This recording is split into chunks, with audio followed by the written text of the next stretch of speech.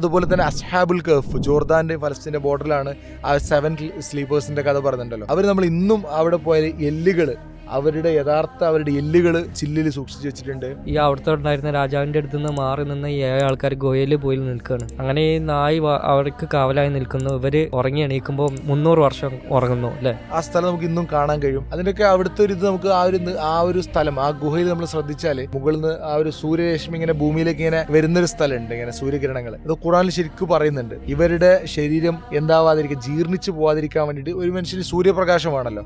അപ്പോൾ കറക്റ്റ് സൂര്യപ്രകാശം വരുന്ന പോലെ രാവിലെ അവർ ഉറങ്ങുമ്പോൾ കറക്റ്റ് വരുന്ന പോലെ, വൈകുന്നേരം ഈ സൈഡിൽ നിന്ന് വരുന്ന പോലെ, അതൊരു സിസ്റ്റമായിട്ട് ഇന്നും നമുക്കൊരു എഞ്ചിനീയറിംഗ് നമുക്ക് ആ ഒരു സിസ്റ്റം അവിടെ കാണാൻ കഴിയും. ഒരു അത്ഭുതം തന്നെയാണത്.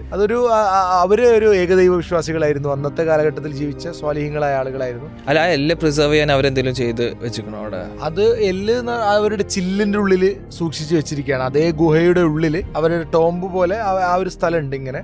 പിന്നെ അവരുടെ ആ എല്ലുകൾ അതിനുള്ളിൽ നിന്ന് എടുത്തിട്ട് അവർ സൂക്ഷിച്ചു വെച്ചതാണത്. അതൊക്കെ ആർക്കിയോളജിക്കലി ഇതിന്റെ യുനെസ്കോയുടെ ഹെറിറ്റേജിൽ വരുന്ന സ്ഥലങ്ങൾ ഇത് തന്നെയാണ്. അതൊക്കെ പ്രൂവ്ഡ് ആണ്. അതൊക്കെ